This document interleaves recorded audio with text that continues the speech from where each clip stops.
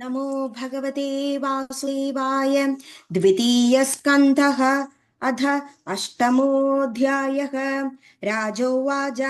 ब्रह्मणा चोदितो ब्रह्मन् गुणाख्याने गुणस्य च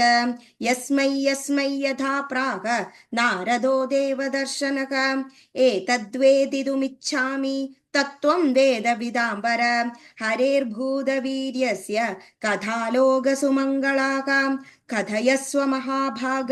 यदाहमखिलात्मनि कृष्णे निवेश्य निस्सङ्गं मनस्त्यक्षे कळेबरं शृण्वत श्रद्धया नित्यं गृणत्तश्च स्वचेष्टितं कालेन नादिदीर्घेन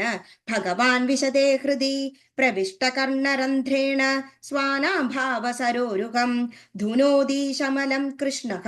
सलिलस्य यथा शरत् धौतात्मा भव पुरुष कृष्ण पादमूलं न मुञ्जति मुक्त सर्वपरिक्लेशक पान्थस्वशरणं यथा यदधातुमथो ब्रह्मन् देहारम्भोऽस्य धातुभिः यदृच्छया हेतुना वा भवन्तो जानते यथा आसीद् यदुदरात् पद्मं लोकसंस्थानलक्षणं यावानयं वै पुरुष इयत्तावयवै पृथक् तावानसा विधि प्रोक्तः संस्थावयवनानिनः अजसृजति भूतानि भूतात्मा यदनुग्रहात् ददृशे येन तद्रूपं नाभिपद्मसमुद्भवः स चापि यत्र पुरुषो विश्वस्थित्युद्भवाप्यहः मुक्त्वात्ममायामायेशः शेते सर्वगुहाशयः पुरुषावयवैर्लोका सपाला पूर्वकल्पिताः लोकैरमुष्यवयवास पालैरिति शुश्रमां यावान् कल्पो विकल्पो वा यथा कालोऽनुमीयते भूतभव्यभवच्छब्द आयुर्मानं ययस्ततः कालस्यानुगतिर्यातु लक्ष्यणे द्विबृहस्त्यपि यावत्यकर्मगतयो यादृशीर्द्विजसत्तमां यस्मिन् कर्म समावायो यथा येनोपगृह्यते गुणानां गुणिनां चैव परिणाममभीत्सपाम् भूप्ता भूपातलाकुव्योम ग्रहण नक्षत्र भूभृतां सरित्समुद्रद्वीपानां सम्भवैश्च ददोकसां प्रामा प्रमाणमण्डकोशस्य बाह्याभ्यदर भेदतः महतां चानुचरितं वर्णाश्रमविनिश्चयः युगानि युगमानं च धर्मो यश्च युगे युगे अवतारानुचरितं यदाश्चर्यतमं हरेके नृणां साधारणो धर्म सविशेषश्च यदा यादृशः श्रेणीनां राजर्षीणां च